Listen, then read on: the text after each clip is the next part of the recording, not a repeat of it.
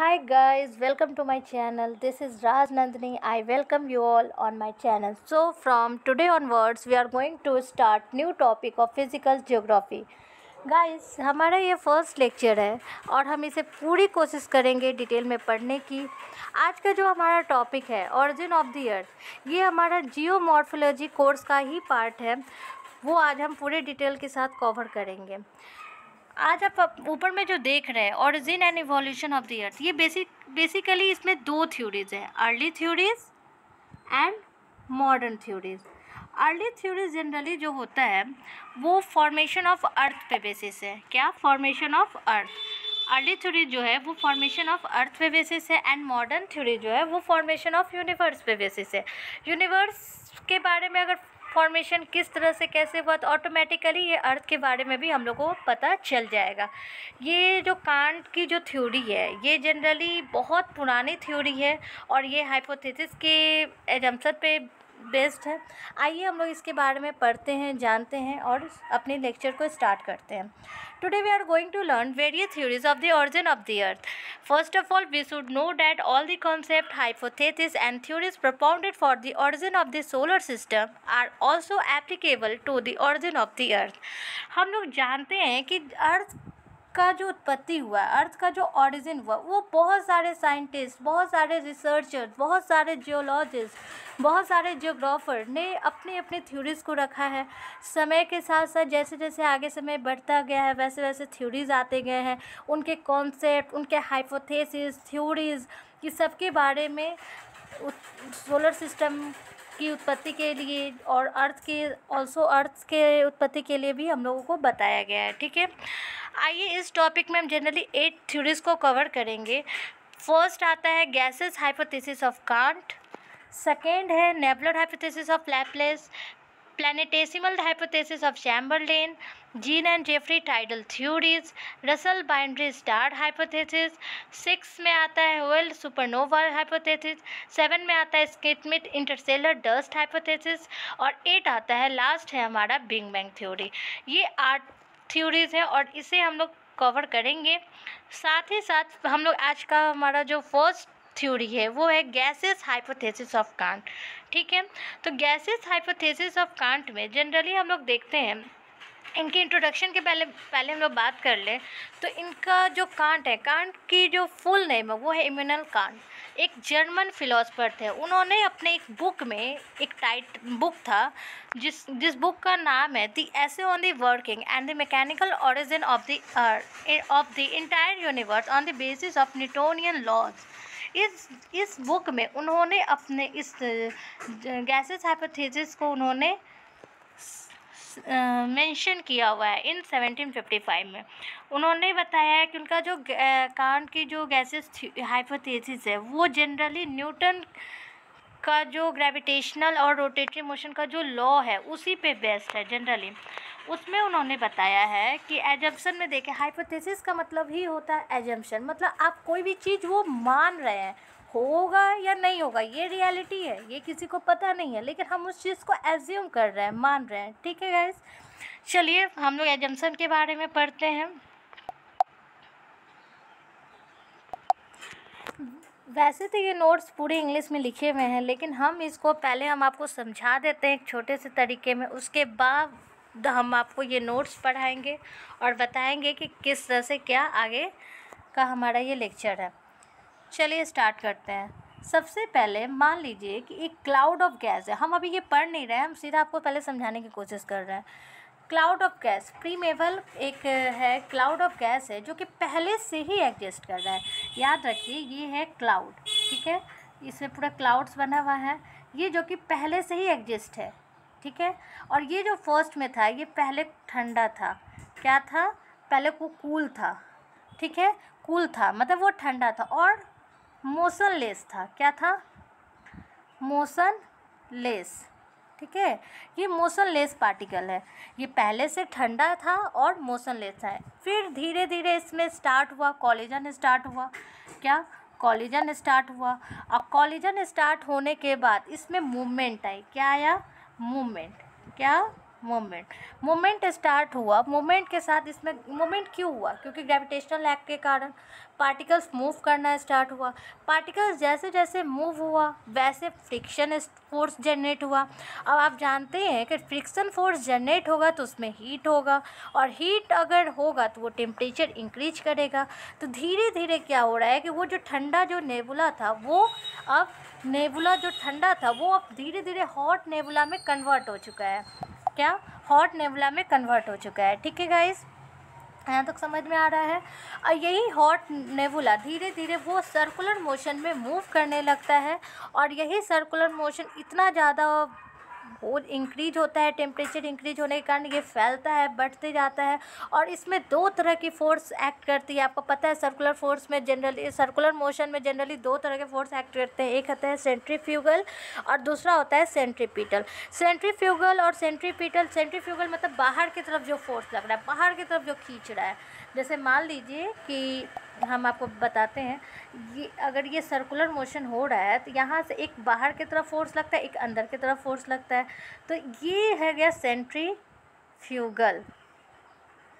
ठीक है, ये बाहर की तरफ लग रहा है। और एक आता है जो कि अंदर यहाँ पे लगता है। ठीक है, इसको बोलते हैं सेंट्रीपिटल। ठीक है, ये सेंट्रीपिटल फोर्स हो गया और ये सेंट्रीफ्यूगल फोर्स हो गया। जब इसका रोटेशन हो रहा था बार बार जब ये इसका रोटेशन हो रहा था, तो इस रोटेशन के कारण क्या हो रहा था कि इसमें इतने ज़्यादा सेंट्रीफ्यूगल फोर्स इंक्रीज कर गया कि जिससे कि क्या हो रहा है कि यहाँ से 9 रिंग डिटैच हो रहा है। 9 रिंग डिटैच हो रहा है। ठीक है, कितने हुए? 5 हुए ना, 6 7 8 9। इससे 9 रिंग डिटैच हो गया, मतलब इससे अलग हो गया। और यही 9 रिंग आज के डेट में प्लैनेट बन जाते हैं। और ये जो रिमेनिंग पार्ट है यही आज प्रेजेंट में इसको देखेंगे तो ये सन बन जाएंगे। क्या? ये सन बनेंगे। इसी तरह ये पूरा इनकी थ्योरी को माना गया है। अब ये कहाँ तक का सही है ये अभी आगे हम लोग पढ़ेंगे। इसमें उनकी कुछ क्रिटिसिज्म भी है कि उनकी क्या आलोचना हुई थी, क्या उनकी खामियां थी, ये सब पढ़ते हैं। लेकिन पहले हम लोग थ्योरी को समझ लेते हैं जो कि हमने इस PDF के माध्यम से डाला हुआ है। चलिए शुरू करते हैं। He assumed that primordial matter was scattered in the universe। मैंने पहले ही बताया है कि ये जो माना जा रहा है कि एक प्रीमॉर्डियल मैटर जो पहले से ही वो मैटर एग्जिस्ट है। ठीक है, वो सुपर नेचुरली क्रिएटेड। देखिए लिखा हुआ भी है कि ये यूनिवर्स में पहले से ही फैला हुआ है। This matter consist of small hard and cold particle. ये जो मैटर है ये जनरली स्मॉल है, छोटा है, हार्ड है और ठंडा पार्टिकल है। ठीक है, this particles are attracted towards one another under the influence of gravitational force. और ये ग्रेविटेशनल के एक्ट के कारण ये एक दूसरे में क्या हो रहा है, आपस में इंटरेक्ट हो रहे हैं, अट्रैक्ट हो रहे हैं। ये इसके अंदर ही अंदर ये वर्क हो रहा है। In due course of time they began to collide against one another. समय के साथ साथ ये दोनों ये सारे पार्टिकल्स आपस में क्या कर रहे हैं, कोलाइड कर रहे हैं। The friction between this particle generated in. और इसके कारण क्या हो रहा है, जब आपस में कोलिजन हो रहा है इसके कारण मूवमेंट हो रहा है, और मूवमेंट होने के साथ ही साथ वहाँ पे फ्रिक्शन फोर्स का जनरेशन हो रहा है। और जैसे ही फ्रिक्शन फोर्स का जनरेशन होगा हीट ऑटोमेटिकली वहाँ पे इंक्रीज होगा। आप फॉर एग्जांपल आप समझ लीजिए, अपने दोनों पाम को अगर आप रब करते हैं एक दूसरे के अगेंस्ट ईच अदर, अगर आप रब करते हैं तो वहाँ पे आप देखते हैं कि आप हीट थोड़ा महसूस करेंगे अपने पाम पर। ये जनरली ये सच है। और the temperature of the primordial matter started rising. और ये क्या हो रहा है कि हीट होने के कारण वहाँ पे टेम्परेचर भी इंक्रीज हो रहा है। ठीक है, this collision also generated random motion in the primordial matter and the angular velocity was produce. और ये कॉलिजन होने के कारण क्या हो रहा है कि इसमें एक रोटेशन रैंडम मोशन क्रिएट हो रहा है।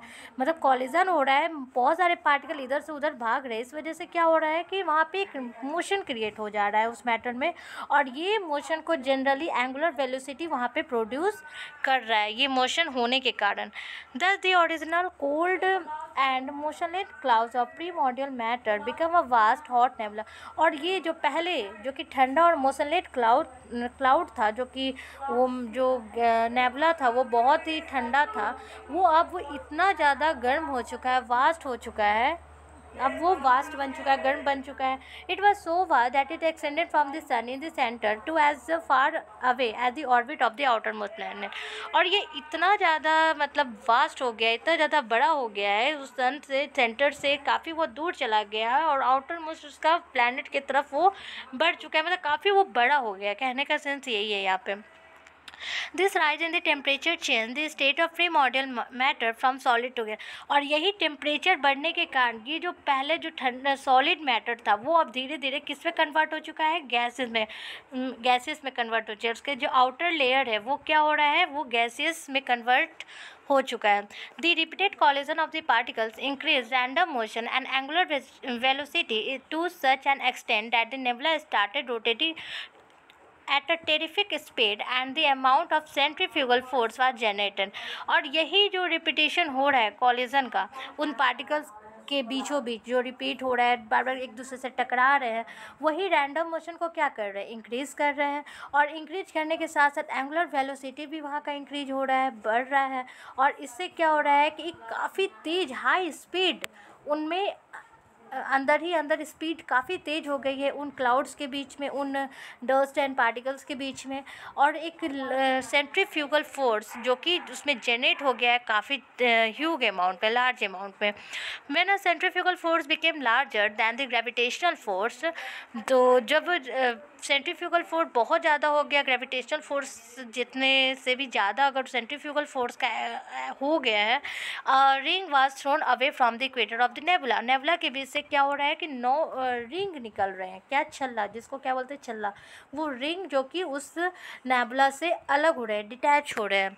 This process was repeated 9 times and the 9 rings were formed. ये जो प्रोसेस हो रहा है वो बहुत ज़्यादा सेंट्रीफ्यूगल फोर्स हाई होने के कारण क्या हो रहा है कि उससे आउटर लेयर से रिंग जो बाहर निकल रहा है, ये प्रोसेस 9 बार हुआ। कितने बार, 9 टाइम्स। और 9 रिंग्स का फॉर्मेशन हुआ। The irregularity of the rings cause the development of the cores which led to the formation of corresponding planet. ये जो इरेगुलर मतलब इरेगुलर तरीके से, इरेगुलर मतलब एक जैसे नहीं है, कोई बड़ा निकल रहा है कोई छोटा निकल रहा है, तो वो इरेगुलर तरीके से जो आपको रिंग बाहर निकले, इसी को जनरली हम लोग नॉट्स भी कहते हैं। वही which led to the formation of corresponding, जो कि आज के टाइम में वही हमारा प्लैनेट बने हैं। ठीक है, अब आता है our earth is a planet form from one of the 9 ring which got separated from the nebula. अब आप जानते हैं कि हमारा अर्थ भी उसी 9 रिंग में का ही एक हिस्सा है, एक प्लैनेट है जो 9 रिंग जो कि बाहर निकला था उस नेबुला से, उसी में से एक हमारा अर्थ भी है। By small scale repetition of the same process the gases mass of the some of the planet throw away rings which became their satellite. और यही प्रोसेस जो छोटे छोटे रिपीटेशन भी थोड़े थोड़े टाइम पे जो होते रहा, क्योंकि ये ऑटोमेटिकली ऐसा तो नहीं है कि तुरंत बंद हो जाएगा, थोड़े थोड़े टाइम पे धीरे धीरे जो जिसका जितना लेवल था उसके अकॉर्डिंग जब वो बाहर निकला उसी प्रोसेस के, तो वही उसके सैटेलाइट्स बन गए, उस प्लैनेट के सैटेलाइट्स, क्योंकि प्लैनेट्स का भी तो मूवमेंट हो रहा था। The remaining part of the original gases mass is our present sun। जो हमारा रिमेनिंग पार्ट बचा, जो नेबुला का जो 9 रिंग निकलने के बाद जो रिमेनिंग पार्ट बचा वो हमारा सन कहलाया। ठीक है, प्रेजेंट में जो कि आज हमारा सन है। Thus the entire solar system comprising the sun 9 planet and the satellites came into being. आज के टाइम में हमारा पूरा सोलर सिस्टम देखिए तो क्या क्या उसमें आ रहे हैं, एक सन, 9 प्लैनेट और देयर सैटेलाइट, उनकी जो सैटेलाइट्स है, ये सारे चीज़ उसी में आ रहे हैं। कांट जो थे वो इमैनुअल कांट जो थे वो बहुत कॉन्फिडेंट थे अपने इस हाइपोथेसिस जो उन्होंने परिकल्पना जिसको कह सकते हैं, कल्पना जो उन्होंने की थी। उन्होंने कहा था give me matter and I will show you how to make a world of it. उन्होंने कहा था कि मुझे मैटर दो और मैं तुम्हें दिखाऊंगा कि ये दुनिया कैसे बनती है। इस तरीक़ा से उन्होंने एकदम काफ़ी, कहते हैं ना कि कोई भी लोग जो होता है जो कि 100% कन्फर्मेशन के साथ कोई रिज़ल्ट दे, इस तरह से उनका जो था रिज़ल्ट वो काफ़ी कॉन्फिडेंट था, काफ़ी एकदम श्योरिटी के साथ उन्होंने बताया था। अब देखिए, अभी हम उनके क्रिटिसिज्म की बात नहीं करते, सबसे पहले उनके मेरिट्स की बात करते हैं, क्योंकि कहीं ना कहीं देखा गया तो वो जो कांट थे वो एक बहुत बहुत मतलब कह सकते हैं ना कि इतने अर्थ का जो एक बेसिक नॉलेज होता है, जैसे कि घर को बनाने के लिए एक नींव का अच्छा होना ज़रूरी है। फॉर एग्जांपल उसी तरह समझ लीजिए कि घर को ये एक अर्थ का जो हम लोग स्टडी कर रहे हैं और जिनके बारे में जो हम लोग पता कर रहे हैं, उसका एक बेसिक नॉलेज हम लोग को ज़रूर उन्होंने दे दिया था। भले वो बाद में गलत हो, उससे कोई मतलब नहीं है, लेकिन वो तो बाद में तो बहुत सारे साइंटिस्ट हैं उन चीज़ को सुधार रहे, लेकिन इस चीज़ को हम लोग कह सकते हैं कि उन्होंने एक बेसिक अच्छा नॉलेज दिया था। अब आइए उनके मेरिट्स के बारे में पढ़ना ज़रूरी है। तो first theory based on gravity and motion, सबसे पहले उनका जो थ्योरी था वो ग्रेविटी और मोशन पे था। ग्रेविटी क्योंकि आपको पता है कि न्यूटन का जो है, न्यूटन का जो लॉ है वो कभी भी जनरली गलत नहीं होता है। न्यूटन का ग्रेविटी लॉ एकदम 100% सही है। तो उन्होंने can't theory was the first theory which is based on fundamental scientific facts, एक साइंटिफिक फैक्ट पे ये बेस्ड था, जैसे Newton law of gravity and motion. तो इनका जो सबसे पहला थ्योरी जो न्यूटन का जो थ्योरी है ग्रेविटेशन एंड मोशन, उसी पे बेस्ड था। दूसरा ये बहुत ज़्यादा सिंपल था। Kant hypothesis appear to be simple and sound more logical. वो इतना सिंपल था कि वो डायरेक्ट हम लोग को समझ में आ जा रहा था, ठीक है। और ट्रेंड सेंटर उनका जो चलन था वो काफ़ी टाइम तक चला, फॉर फ्यूचर यूज़ के लिए देखा गया। आज के टाइम में जैसे नेपलर थ्योरी ऑफ लैपलेस है, उन्होंने जो कि निहारिका जिसको थ्योरी उनको कहा गया, निहारिका सिद्धांत कहा जाता है, उन्होंने जो दिया ये इन्हीं के बेसिस थे, इन्हीं के आइडिया से लैपलेस की थ्योरी भी आई, जो कि आगे हम लोग पढ़ेंगे। लैपलेस की जब थ्योरी हम लोग पढ़ेंगे तो उसमें हम लोग इसके बारे में चर्चा करेंगे कि कहीं ना कहीं लैपलेस का जो थ्योरी है वो कांट से ही लिया गया है। कांट के ही बेसिक आइडिया पे ही उन्होंने लैपलेस की थ्योरी को बताया है, ठीक है। अब आते हैं हम लोग डिमेरिट्स के बारे में पढ़ना है, क्योंकि भाई आलोचना तो बहुत हुई थी इनकी। तो चलिए डिमेरिट्स के बारे में देखते हैं। Although this theory was held in the high esteem for about a half century, it has been criticized on the following ground. देखिए, अब ये थ्योरी को हाफ सेंचुरी मतलब आधी शताब्दी तक इसको बहुत ऊंचा सम्मान दिया गया, बहुत उच्च सम्मान दिया गया कि अरे भाई ये तो सही, एकदम सही। मतलब जो लोग भी सुनते हो कहते हैं नहीं नहीं ये थ्योरी एकदम सही है। लेकिन बाद में जैसे जैसे अदर साइंटिस्ट आए हाफ सेंचुरी तक ही, उसके बाद उनकी जो साइंटिस्ट है वो धीरे धीरे क्या हुई, उनकी आलोचना स्टार्ट होगी। आलोचना मतलब उनकी खामियां निकालने लगे। भाई अब जो अपोजिशन पार्टी होते हैं तो क्या करते हैं, खामियां ही नहीं निकालते हैं। तो वही चीज़ है कि खामियां निकालना स्टार्ट कर दिए। अब देखिए उनका पहला खामियां है origin of primordial matter not explain. देखिए अभी तो हम बताते हैं, ये सब पढ़ के बताएंगे, लेकिन आपको पहले हम 2-3 चीज़ बता देते हैं कि सबसे पहले कि ये न्यू नेबुला है, ये जो क्लाउड है ये कहाँ से आया, ये क्वेश्चन मार्क था। ये इसका एग्जिस्ट कहाँ हुआ, कहाँ से आया, इसका क्वेश्चन मार्क था। दूसरा कि ये जो मोशन हो रहा है, ये जो मोशन हो रहा है, ये मोशन कैसे हुआ, कहाँ से स्टार्ट, ये क्वेश्चन मार्क हुआ। कि मोशन में जो, क्योंकि आप तो बताए थे कि ये ठंडा है, ये मोशनलेस है, तो फिर इसमें अचानक कोलिजन कहाँ से स्टार्ट हो गया, ये जो कॉलिज़न है ये कहाँ से स्टार्ट हो गया, इसके बारे में हम लोग को बताइए, ठीक है। फिर तीसरा उसमें आता है कि ठीक है मान लेते हैं कि चलिए कॉलिज़न हुआ, तो आखिर कॉलिज़न में सर्कुलर ही मोशन क्यों आया, सर्कुलर मोशन ही क्यों आया, अदर कोई मोशन क्यों नहीं आया। ऐसा तो थोड़ा नहीं कि कॉलिज़न में एकदम मतलब कॉलिज़न में सर्कुलर मोशन, ये तो कोई भाई पॉसिबल ही नहीं है। कॉलिजन हो रहा है, इधर से उधर लोग आ रहे हैं जा रहे हैं, तो उसमें सर्कुलर मोशन एग्जिस्ट करना है, ये पॉसिबल नहीं है। और चौथा आता है एंगुलर मोमेंटम के बेसिस पे, एंगुलर मोमेंटम, क्योंकि उन्होंने साइंटिफिक न्यूटन के लॉ को फॉलो किया था। तो भाई एक फिजिक्स के रूल के हिसाब से जो एंगुलर मोमेंटम होता है, एंगुलर मोमेंटम, उस रूल को भी उसके अगर बेसिस पे देखें तो ये भी क्या है, गलत है। क्योंकि एंगुलर मोमेंटम जो होता है, क्या होता है एंगुलर मोमेंटम, एक मिनट के बताते हैं मैं। एंगुलर मोमेंटम जिसको एल से डिनोट करते हैं, क्या होता है एम ओमेगा आर स्क्वायर, ठीक है, ये होता है एंगुलर मोमेंटम का फार्मूला। उसके बाद से देखा जाए तो अगर हम लोग निकालते हैं एंगुलर वेलोसिटी निकालना है ना, कि उनकी एंगुलर वेलोसिटी बढ़ रही थी, तो अगर एंगुलर वेलोसिटी निकालते हैं तो क्या होगा L/m आर स्क्वायर, ये फार्मूला हुआ।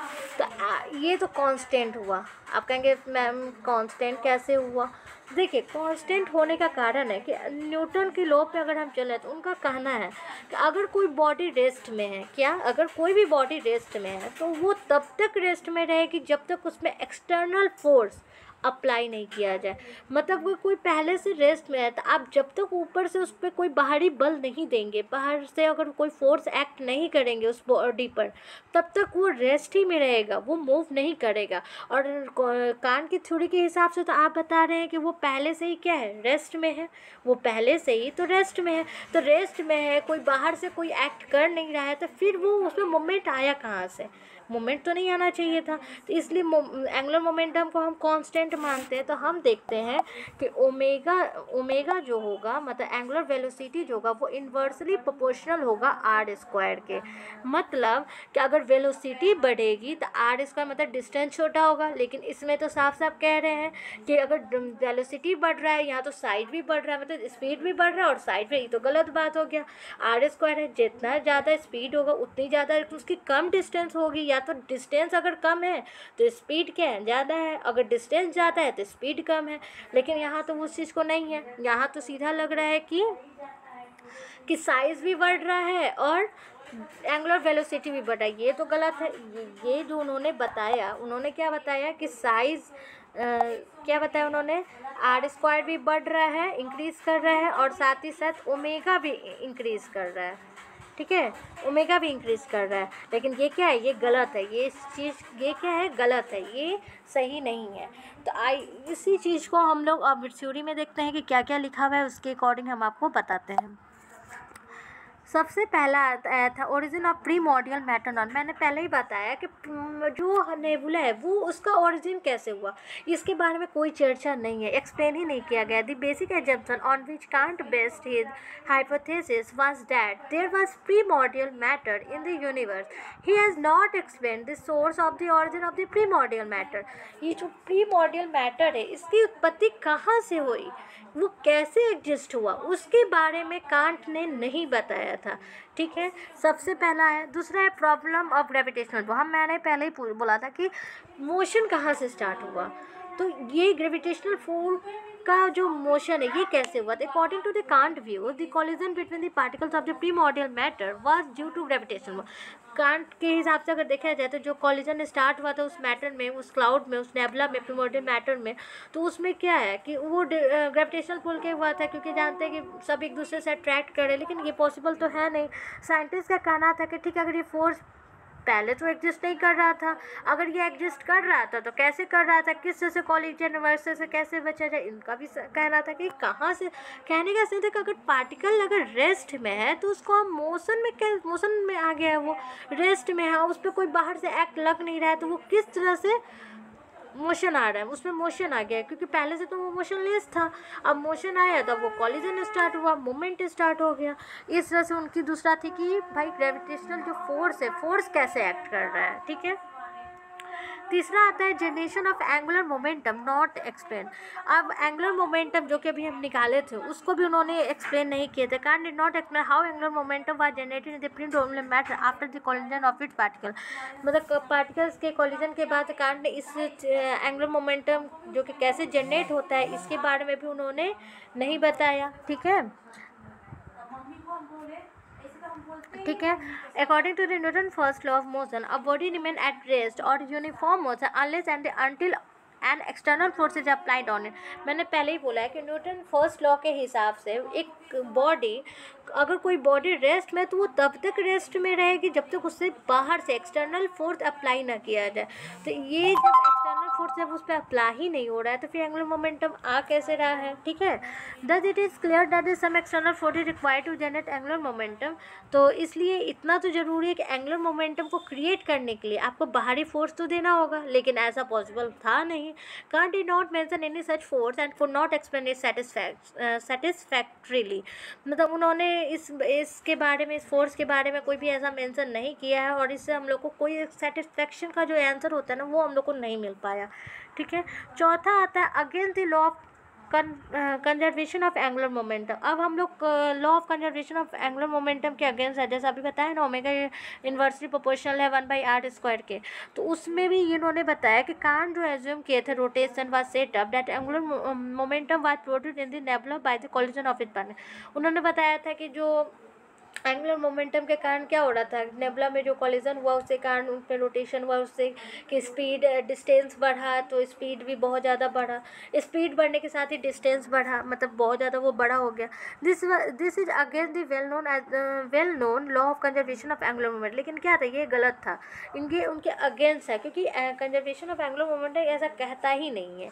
अगर हम ऑटो एस्टिमेट की बात करें तो according to the law of conservation of angular momentum the total sum of rotation in a close system, अगर कोई भी क्लोज सिस्टम में अगर टोटल अगर उस रोटेशन का अगर हम ऐड करते हैं, ठीक है, तो वो पूरा बाहर में क्या होगा, वो कांस्टेंट हो जाएगा। क्या होगा, कौन वो ना ही वो बाहर जा सकता, एक बॉडी से दूसरे बॉडी वो सिर्फ ट्रांसफर हो सकता है, ना कि वो बढ़ सकता है, घट सकता है, वो कांस्टेंट ही रहेगा। जैसे अभी बताया ना कि एल इक्वल टू, अभी एल एंगुलर मोमेंटम क्या है, वो कांस्टेंट है। क्यों कांस्टेंट हुआ, क्योंकि उस पर तो बाहरी कोई बल लग नहीं रहा है, ना ही वो ट्रांसफ़र हो रहा है, ठीक है। तो वो क्या हो रहा है कि जहाँ एंगुलर मोमेंटम है वो कांस्टेंट है, और कांस्टेंट होने के साथ क्या हो रहा है कि ओमेगा जो है वो इन्वर्सली प्रोपोर्शनल हो रहा है डिस्टेंस के, ठीक है, डिस्टेंस के स्क्वायर से, ठीक है।